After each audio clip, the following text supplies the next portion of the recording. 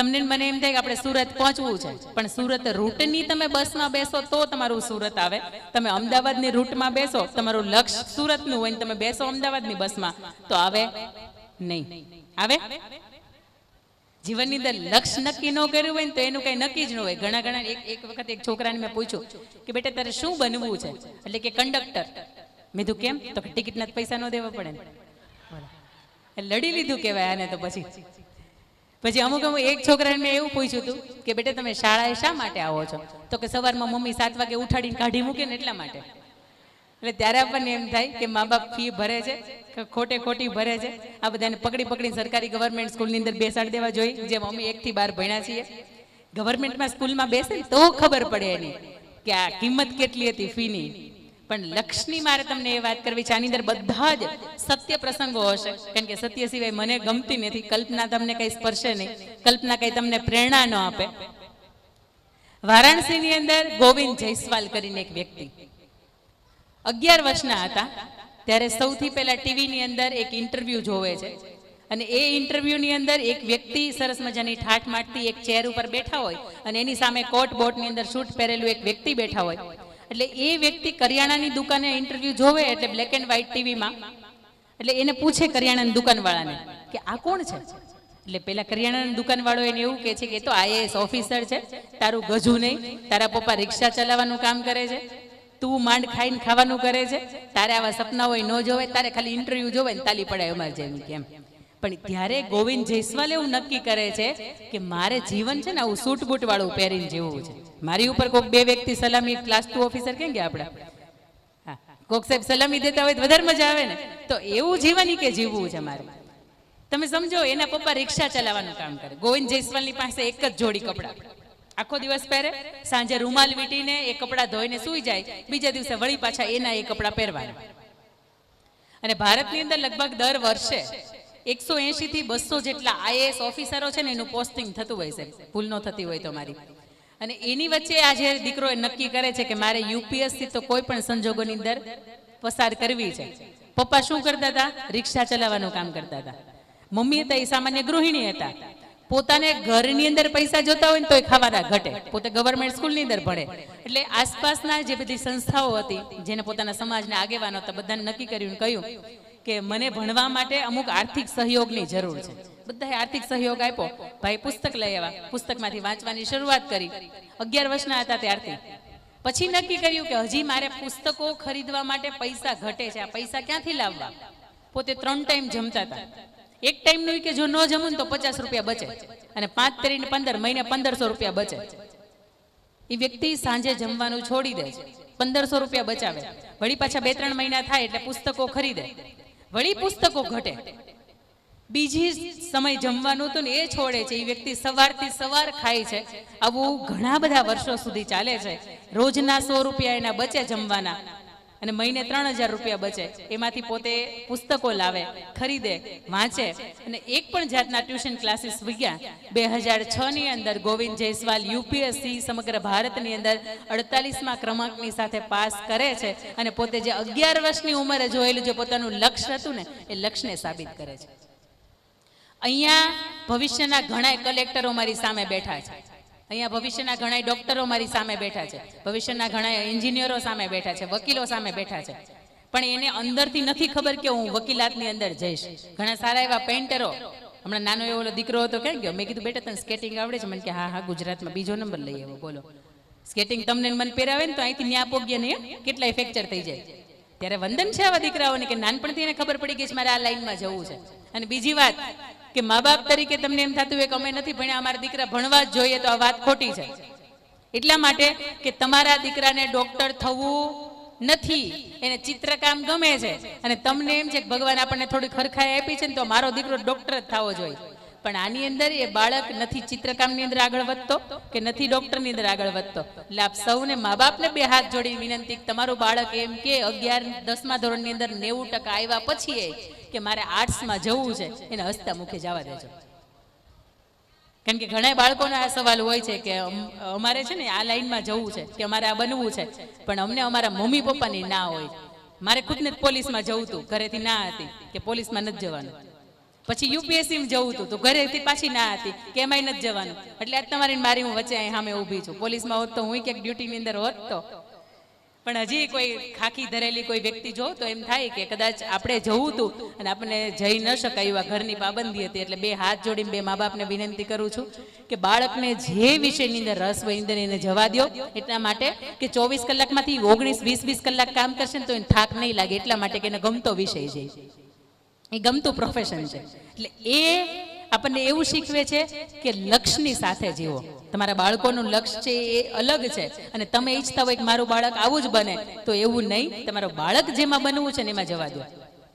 કવિ કલાપી હતા, એને કોઈ ઝવેરચંદ મેઘાણી છે, એના પપ્પાએ એવું વિચાર્યું કે નહીં મારો દીકરો તો એન્જિનિયર જ બને, તો આજે રાષ્ટ્રીય શાયરનું બિરુદ પામનાર આ ઝવેરચંદ મેઘાણી આપણને ન મળ્યા હોત.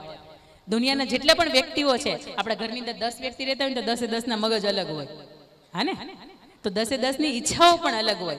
તો આપણા બાળકની જે ઈચ્છા છે, જે લક્ષ્ય છે એ પૂરું કરવા માટે એનો હાથ પકડીને લઈ જાઓ. બેટા તું ચિંતા શું કરે છે, તું મોચી ભલે બને પણ વિશ્વનો શ્રેષ્ઠ મોચી બને. તારું નામ ઇતિહાસના પન્નાની અંદર લખાય કે વિશ્વનો આ શ્રેષ્ઠ મોચી છે. ભલે તને ઢોલ વગાડવો ગમે છે પણ વિશ્વનો શ્રેષ્ઠ ઢોલ વગાડ. કાદિર ઢોલવાળા, મને ખ્યાલ નથી અહીંયા આવ્યા છે કે નહીં, લગ્નની અંદર ઢોલ વગાડવા જાય ને એક લગ્નની અંદર 50,000 રૂપિયા લે છે. મહિને કઈ ઓછી આવક છે એની, ડોક્ટર હોય ને એની એટલી બધી આવક ન હોય. એક લગ્નના 50,000 રૂપિયા એટલે 30 દિવસ આવે. ગણો, ગુણાકાર તો કરો, તમારે મારા મગજની અંદર એ નહીં આવે. એટલે પ્રોફેશન 64 કળાઓ છે અને 64 કળાઓમાંથી જે કળાની અંદર તમારું બાળક ઈચ્છે છે એને મહેરબાની કરીને જવા દો, કારણ કે એની અંદર એ શ્રેષ્ઠ બની શકે ને એના ચાન્સ વધારે છે. 5 સપ્ટેમ્બર ડોક્ટર સર્વપલ્લી રાધાકૃષ્ણન એ આવડા જ હતા, 5 વર્ષના હતા. એમના મમ્મી, એને ખબર પડી કે ગામની અંદર એક વ્યક્તિ આવ્યા છે કે જે ભવિષ્ય જોવાનું કામ કરે છે અને તમને મને કહો કેમ કે ભવિષ્ય જોવે છે, એટલે તમને મને અંદર એટલા બધા આપણે હરખ પદુડા કે આપણને થાય જ એક વખત એને હાથ બતાવી આવી. પછી ભલે અંદર તમને એમ કે તમને ઓલો દોષ છે ને આ દોષ છે ને વિધિ કરાવવી પડશે ને, તો કે આ રેડી, પણ એક વખત બતાવી આવીએ કે આપણે ભવિષ્યમાં શું થવાનું છે. એના માતાને એવું કે મારું બાળક કેટલું ભણશે, હાલ ને હું જાઉં. એ 5 વર્ષના બાળકને લઈને જાય છે ગામની અંદર, લાઈનમાં ઉભા રહે, પોતાનો વારો આવે, પોતે જોવે. પેલા ભવિષ્ય શાસ્ત્રી હોય ને જોવે ને એમ કે તમારા બાળકની અંદર હાથની અંદર વિદ્યા રેખા નથી એટલે તમારું બાળક ભણી નહીં શકે. એટલે એના માતા તો રડવા લાગે છે અને રડતા રડતા પાછા ઘરે આવે છે. એ 5 વર્ષનું બાળક એવું પૂછે કે માતા શા માટે રડો છો? એટલે કે બેટા એટલા માટે રડું છું કે તું ભણી નહીં શકે. પેલા ભવિષ્ય શાસ્ત્રી એવું કહેતું કે તારા હાથની અંદર વિદ્યા રેખા નથી. એટલે કે માં વિદ્યા રેખા ક્યાં હોય? એટલે એની માતા બતાવે કે વિદ્યા રેખા અહીંયા હોય. મને નથી ખબર, હું તમને ખાલી એમને જ કહું છું, હું ભવિષ્ય શાસ્ત્રી નથી. એટલે એને માતા બતાવે કે અહીંયા હોય. એ 5 વર્ષનું બાળક દોડતું દોડતું રસોઈ ઘરની અંદર રસોડામાં જાય છે, તીક્ષ્ણ હથિયાર વાળું ચાકુ લે છે અને ચાકાથી પોતાની હાથનું છેદન કરે છે. એની માતા એને પૂછે છે કે બેટા તમે શું કરો છો?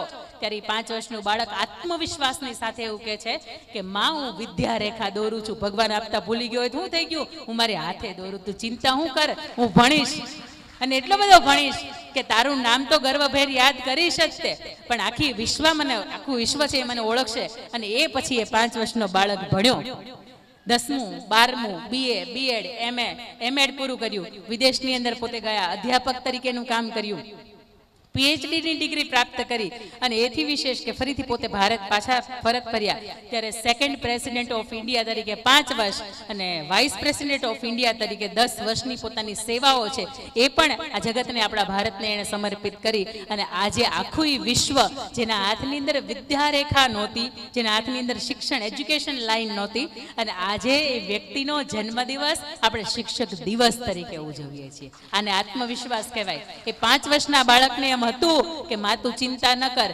માં કે બાપની અંદરથી આંખમાંથી આંસુડો નીકળે ને તો એક બાળક તરીકે, એક સંતાન તરીકે તમારી ફરજમાં આવવું જોઈએ કે જ્યાં સુધી હું હયાત છું ને ત્યારે મારા માં કે મારા બાપની આંખમાંથી આંસુ ન પડવું જોઈએ. તો હું એવું માનું કે તમે શ્રેષ્ઠ સંતાન તરીકે અવતરણ થયા છો.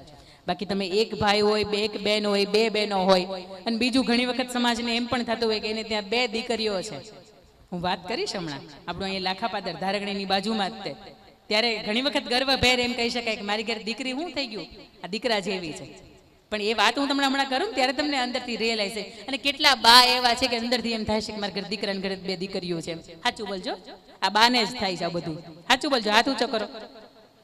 હા, પછી તમે તો મમ્મી છો, તમને ન થવું જોઈએ કે મારી ઘરે 2 દીકરીઓ છે એમ. પાછળ હશે કોઈ?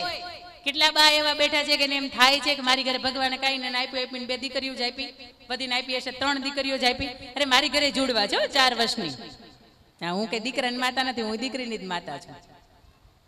પણ ગર્વ થાય કે ભગવાને જોડવા દીકરીઓ આપી. આવી લક્ષ્મી સરસ્વતી નથી આપતા બધાને ઘેરે. અને હજારો વર્ષોનું કંઈક પુણ્ય ભેગું થયું હોય ને ત્યારે દીકરી તમારા મારા આંગણામાં ઝૂમઝૂમ એ ઝાંઝરી પહેરતી પહેરતી નાચે. બાકી તો એ રાત્રે 2 વાગે આવે ને લથડિયા ખાતા ખાતા કહેવાતું નથી ક્યાં ગયો તો. સાચી વાત નથી કહેવાતું, કારણ કે એની પાછી સહન શક્તિ નબળી છે. બી એટલે આપણને બિલીફ, આત્મવિશ્વાસ શીખવે છે કે કોઈ પણ વસ્તુ તમે સાચા હોય ને ત્યારે કોઈના બાપાથી ડરવાનું નહીં. એક મેં એ પણ જોયું કે દીકરીઓ જ્યારે પોતાનું ઇનામ લેવા માટે આવતી હતી તો એમ એક ડરની સાથે આવતી હતી. હા કે ના? થોડોક મંચ ઉપર આવવાનો ડર હતો. હા કે ના? કેમ?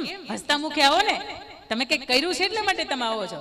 ઘણા ઘણા પેપરની અંદર નામ છપાય ને તો એની બહુ ઉતાવળ હોય, પણ ઘણા ઘણા તો કાળા કર્મ કર્યા હોય છતાંય પેપરની અંદર નામ છપાય ને તો એને જ પાછા પેપર વાંચતા હોય. એટલે આપણે તો કંઈક સારું કામ કર્યું છે ને આવો છો. એટલે જ્યારે જ્યારે પણ તમારું નામ તમારા ગર્વથી લેવાતું હોય ત્યારે ગર્વથી જાઓ કે દુનિયાને ખબર પડે કે અમે કંઈક સારા કામ માટે આવ્યા છે. એટલે એટલો આત્મવિશ્વાસ હોવો જ જોઈએ. ખોટા લોકો એ આટલા આત્મવિશ્વાસથી રહેશે તો આપણે કંઈક સારું કામ કર્યું.